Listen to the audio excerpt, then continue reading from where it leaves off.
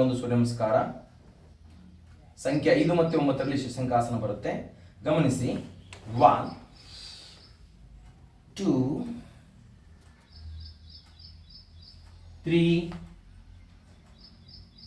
4 5 6 7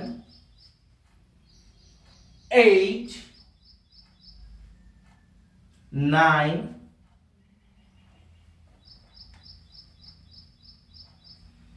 10 11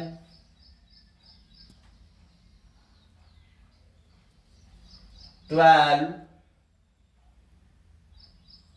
ಮತ್ತೆ ನಮಸ್ಕಾರ ಸರ್. ಹೀಗೆ ಸೂರ್ಯನ 12 ನಾಮಗಳನ್ನು ಹೇಳ್ತಾ 12 ಪ್ರಕಾರದಲ್ಲಿ ಆಸನಗಳ ಭಂಗಿಯನ್ನು ಹೋಲ್ತಾ ಈ ಒಂದು ಸೂರ್ಯ ನಮಸ್ಕಾರವನ್ನು ನಿತ್ಯವೂ ಕೂಡ ಮಾಡ್ತಾ ಹೋದರೆ ದೇಹ ಸಂಪೂರ್ಣವಾಗಿ ನೀಳವಾಗಿ ಬೆಳೆಯಲಿಕ್ಕೆ, ಒಳ್ಳೆಯ ಒಂದು ಆರೋಗ್ಯವಂತ ದೇಹ ಸದೃಢವಾಗಲಿಕ್ಕೆ ದೇಹ ಮತ್ತು ಮನಸ್ಸನ್ನು ಒಗ್ಗೂಡಿಸುತ್ತೆ. ಹೀಗೆ ಇಲ್ಲಿ ಈ ಒಂದು ಸ್ವಾಸ್ಥ್ಯ ಮಾರ್ಗದಲ್ಲಿರುವಂತಹ ಎಲ್ಲ ದೇವನ ದೇವತೆಗಳಿಗೆ ಹಾಗೆಯೇ ಸ್ವಾಸ್ಥ್ಯ ಮಾರ್ಗದ ಎಲ್ಲ ಬಂಧುಗಳಿಗೆ ನಮಸ್ಕರಿಸಿ ಬಹಳ ಭಕ್ತಿ ಭಾವನೆಯಿಂದ ಪ್ರಶಾಂತವಾಗಿದೆ ಈ ಒಂದು ಸ್ಥಳ. ಇಲ್ಲಿ ಬನ್ನಿ, ಹೀಗೆ ಒಂದು ಸೆಕೆಂಡ್ಗಳ ಕಾಲ ಕುಳಿತುಕೊಂಡು ಧ್ಯಾನಾಸಕ್ತರಾಗಿ. ಧ್ಯಾನ ಮನುಷ್ಯನನ್ನ ಜ್ಞಾನವಂತರನ್ನಾಗಿ ಮಾಡುತ್ತದೆ. ಮೌನದಲ್ಲಿ ಕುಳಿತಾಗ ಮನಸ್ಸು ಅನ್ನುವಂಥದ್ದು ಹೂವಿನಂತೆ ಮೃದುವಾಗ್ತದೆ.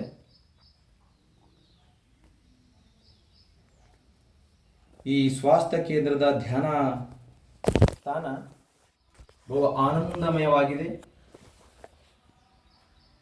ಒಳ್ಳೆಯ ಮನಸ್ಸನ್ನ, ಪಾಸಿಟಿವ್ನೆಸ್, ನಮ್ಮಲ್ಲಿ ಸಕಾರಾತ್ಮಕ ಚಿಂತನೆಗಳನ್ನು ಬೆಳೆಸುವಂತಹ ಕೇಂದ್ರ ಇದಾಗಿದೆ. ಉತ್ತಮ ಬದುಕು, ಉತ್ತಮ ಮನಸ್ಸು, ಉತ್ತಮ ಕೆಲಸ ಕಾರ್ಯಗಳು, ಉತ್ತಮ ಜೀವನ ಶೈಲಿ ಈ ಸ್ವಾಸ್ಥ್ಯ ಮಾರ್ಗದ ಬಹುಮುಖ್ಯ ಉದ್ದೇಶಗಳು.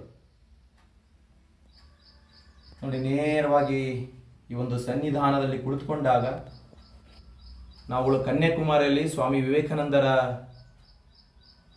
ಸಂಸ್ಥಾನದಲ್ಲಿ ಕುಳಿತುಕೊಂಡುವಂಥ ಅನುಭವ ಈ ಸ್ವಾಸ್ಥ್ಯ ಕೇಂದ್ರದ ಜ್ಞಾನ ಮಂದಿರದಲ್ಲಿ ನಮಗೆ ಗೋಚರಿಸ್ತಾ ಇದೆ.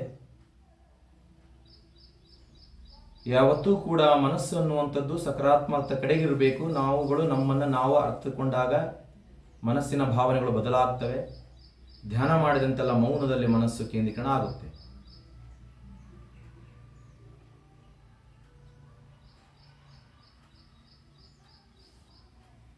ಭೈರವದ ಮುದ್ರೆಯಲ್ಲಿ ಕೂಡ ನೇರವಾಗಿ ಕುಳಿತುಕೊಂಡು ಧ್ಯಾನವನ್ನು ಮಾಡಬೇಕಾಗ್ತದೆ. ಚಿನ್ನ ಮುದ್ರದಲ್ಲಿ ಕೂಡ ಕುಳಿತುಕೊಂಡು ಅಭ್ಯಾಸ ಮಾಡಬಹುದು. ಒಟ್ಟಾರೆ ಮನಸ್ಸು ಕೇಂದ್ರೀಕರಣವಾಗಿರಲಿ, ಮನಸ್ಸು ಮೌನವಾಗಿರಲಿ.